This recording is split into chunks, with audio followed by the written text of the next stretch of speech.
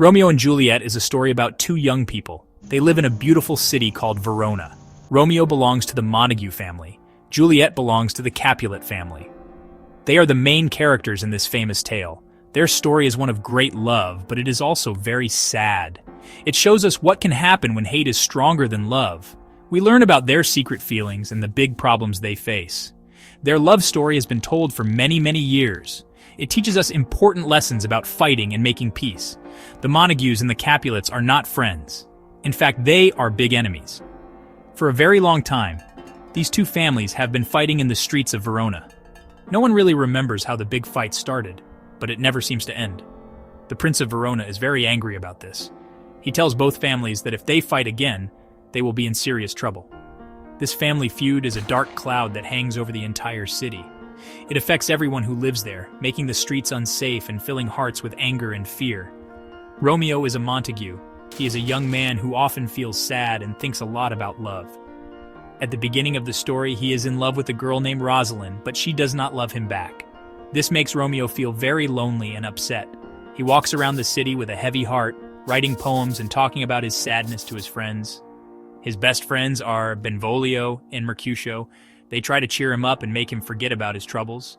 They want him to see that there are other girls in the world. Juliet is a Capulet. She is a young girl not yet 14 years old. Her parents, Lord and Lady Capulet, love her very much. They are planning a big party at their house. They want Juliet to meet a handsome man named Paris. They think Paris would be a good husband for their daughter. Juliet is a good and obedient daughter, but she has not thought much about marriage yet. She is still very young and innocent. She lives a quiet life, mostly inside her family's grand home, dreaming of a future she cannot yet imagine. Romeo's friends have an idea to make him happy. They hear about the big party at the Capulet's house. Even though they are Montagues and not invited, they decide to go anyway. They will wear masks, so no one knows who they are. Romeo is not sure it is a good idea. He has a bad feeling about the party, like something terrible will happen. But his friends convince him to go along with their plan. They hope he will see Rosalind there, or maybe even find a new girl to admire. This decision to sneak into the enemy's party will change Romeo's life forever. At the party, Romeo forgets all about Rosalind. He sees a beautiful girl across the room and is instantly captivated.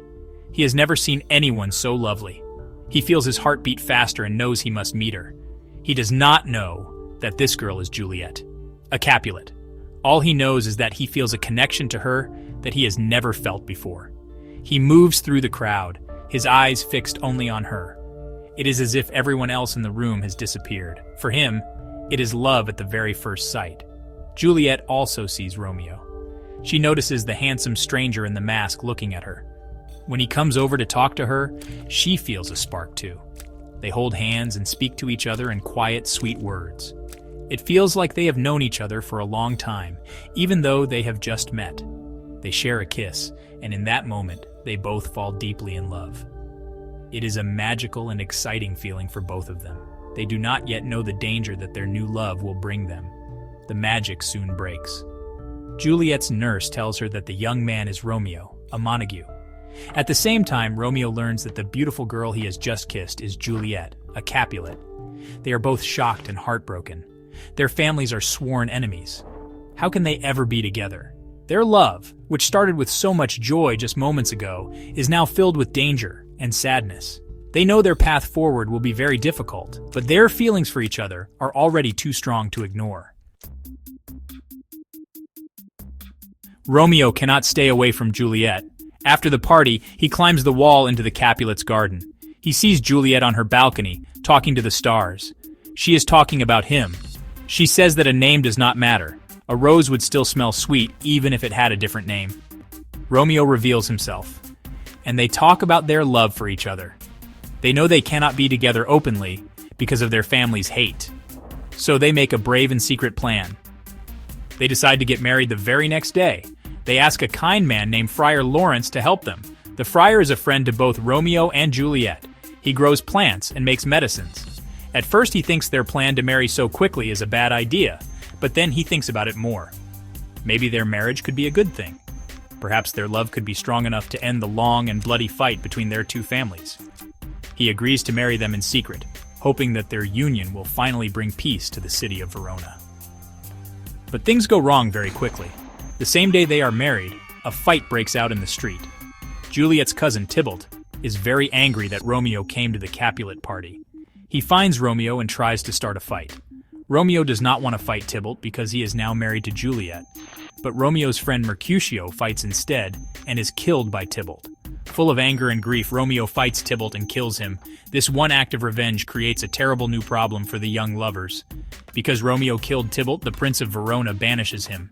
This means he must leave the city and never come back. If he is found in Verona, he will be put to death. This news is devastating for both Romeo and Juliet.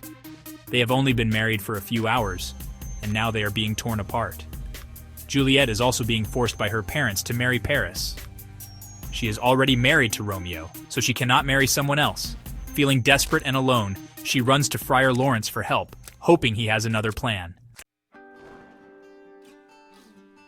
Friar Lawrence comes up with a very risky plan to help Juliet. He gives her a special potion. This potion will make her fall into a deep sleep that looks just like death. Her family will think she is dead and place her in the family tomb. The friar will send a letter to Romeo in his place of banishment. The letter will explain the plan. Romeo can then come back to Verona in secret, be there when Juliet wakes up, and take her away with him.